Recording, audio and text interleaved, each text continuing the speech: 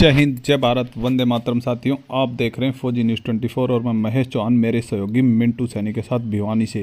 भिवानी पहुंचे कैबिनेट मंत्री रणबीर गंगवा ने भिवानी पहुंचने पर कहा कि कांग्रेस पार्टी अलग अलग गुटों की पार्टी है, उसमें अलग अलग गुटबाजी के लोग रहते हैं। हुड्डा गुट, रणदीप गुट, शैलजा गुट अलग अलग गुट हैं। वहीं गंगवा ने किसान आंदोलन पर बोलते हुए कहा कि बीजेपी ने किसानों की सभी फसलें एमएसपी पर खरीद रही है। यही नहीं, पैसे भी 72 घंटे के अंदर किसानों के खाते में आ जाते हैं। किसान की फसल खराब होने पर मुआवजा भी सरकार दे रही है। किसानों की समस्या को भी सुना जा रहा है। पंजाब के किसानों का कोई मामले हैं वो वहाँ की सरकार अपनाए, क्योंकि पंजाब में आम आदमी पार्टी की सरकार है। वहीं फैमिली आईडी और राशन कार्ड ने हरियाणा में गरीबी अधिक होने के आरोप पर जवाब देते हुए मंत्री ने कहा कि हरियाणा के गरीब लोगों को फ़ायदा देने के लिए सरकार ने अपने खजाने से पैसे दिए हैं ताकि लोगों को फ़ायदा हो सके।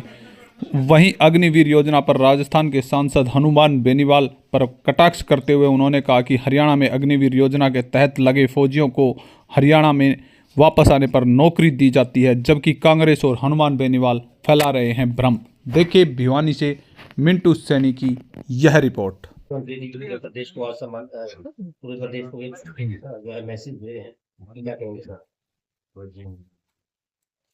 आज स्वामी विवेकानंद की जयंती है और आपको सभी को बहुत बहुत बधाई देता हूँ। और जो जीवन के अंदर उन्होंने जो शिक्षा दी उसको हमें अपने जीवन में अमल में लाना चाहिए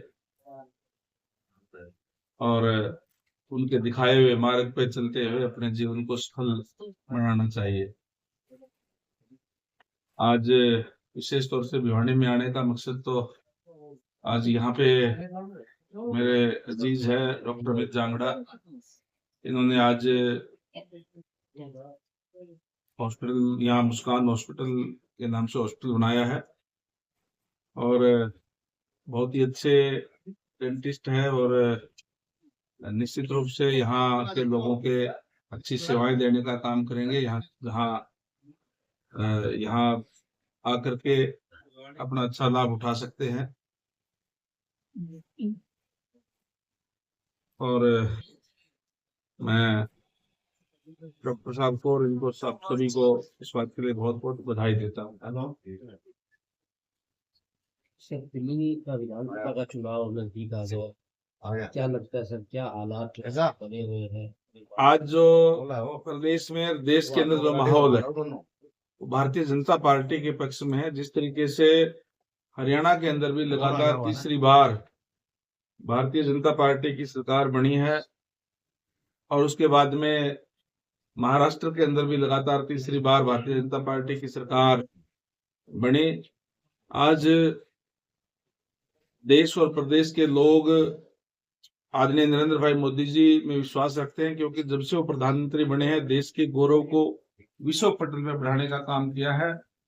जहां तक दिल्ली की बात है, दिल्ली के अंदर आम आदमी पार्टी की जो सरकार बनी वो कांग्रेस के खिलाफ करप्शन को लेकर के, जिस तरीके से कांग्रेस के समय में घोटाले घपले हुए थे उसके खिलाफ उन्होंने एक आंदोलन, जो अन्ना आंदोलन था, उसको कैश करके आम आदमी पार्टी बनाने का काम किया था। और आज समम केजरीवाल जी के ऊपर भी बड़े बड़े आरोप है करप्शन के। उनके सभी मंत्रियों पर, बहुत से मंत्रियों पर भी करप्शन के आरोप है, जेलों तक भी जाया है, बेल पे है। और वो कहते थे कि किसी पे अगर करप्शन के आरोप हो तो उनको राजनीति छोड़ देनी चाहिए, ये कहकर के सत्ता में आया। आज खुद वो सत्ता से चिपके हुए हैं और वहीं जिस कांग्रेस के खिलाफ वो आंदोलन लेकर के सत्ता में आए, लोकसभा के अंदर उसी कांग्रेस के साथ हाथ मिलाने का काम किया। इसलिए दिल्ली के लोग आज उनसे खफा है। दिल्ली के लोग अपने आप को ठगा सा महसूस कर रहे हैं। और अगर आप देखेंगे तो आज दिल्ली में सरकार भी आम आदमी पार्टी की है, एमसीडी के अंदर भी उन्हीं का कब्जा है। और उसके बावजूद जो है दिल्ली का बहुत ज्यादा हालत खराब है। दिल्ली देश की राजधानी है, लोग वहां के बहुत ही जागरूक मतदाता है।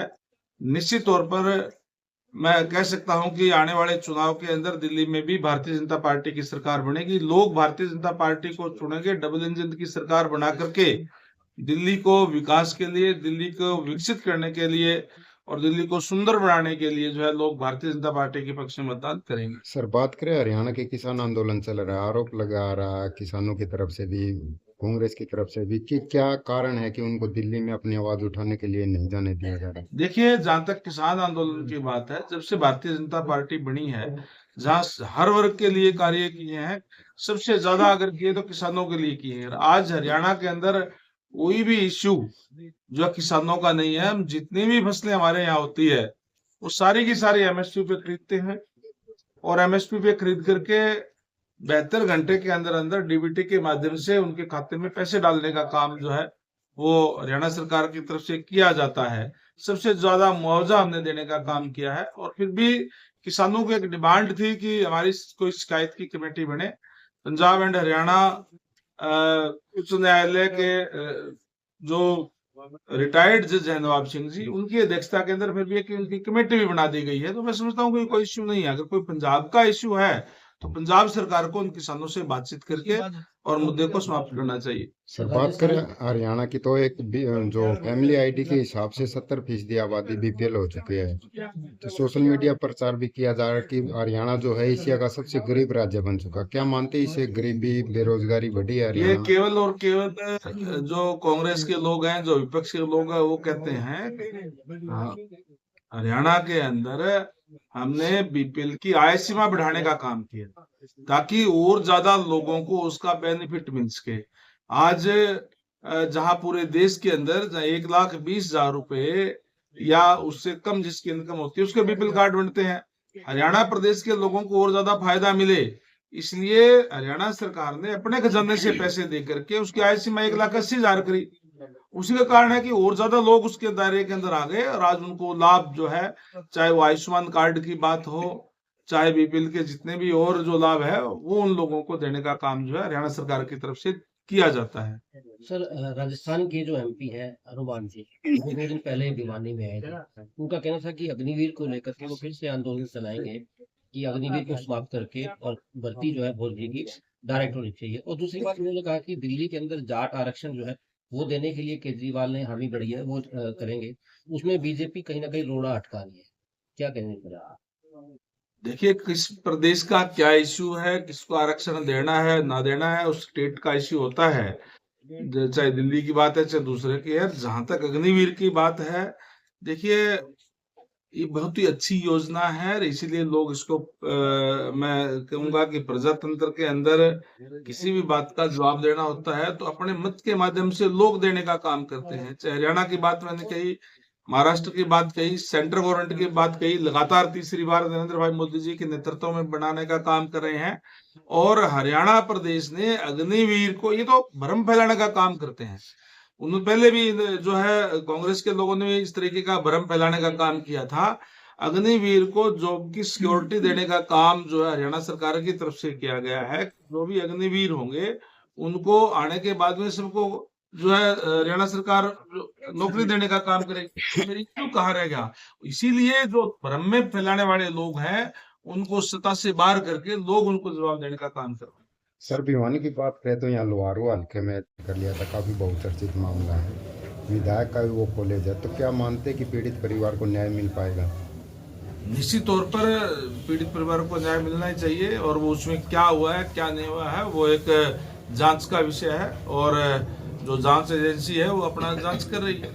तो लगता है सर विधायक के देखिए, मैं अभी कोई भी चीज जब अंडर प्रोसेस जांच है, मैं कोई भी बात कहूँ वो अच्छी बात नहीं है। जो भी जांच होगी, जो कोई भी अगर दोषी होगा उसके अंदर उनके खिलाफ कार्रवाई की जाएगी। लेकिन कांग्रेस नेता का कॉलेज, कांग्रेस के नेता ही शैलजा हो, कॉलेज किसका है किसका नहीं है, कौन बोलते हैं कांग्रेस कोई पार्टी है क्या?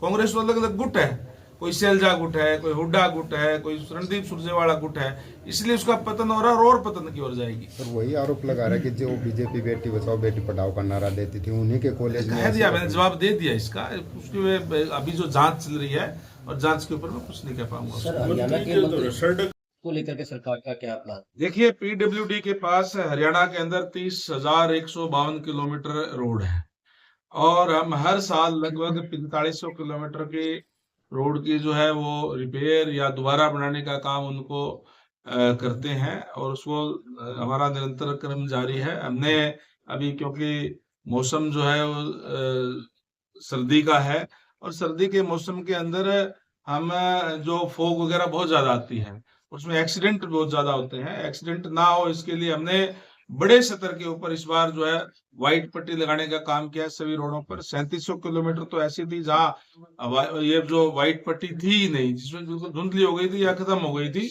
वहां भी हमने लगाने का काम किया है। जो 12,000 किलोमीटर की डीएलपी पीरियड के अंदर थी, वहां भी लगाने का काम किया है, जिसपे लगभग 7 करोड़ रुपए खर्चा आया है। और आज हर जगह पे व्हाइट पट्टी जो है लगा दी गई है।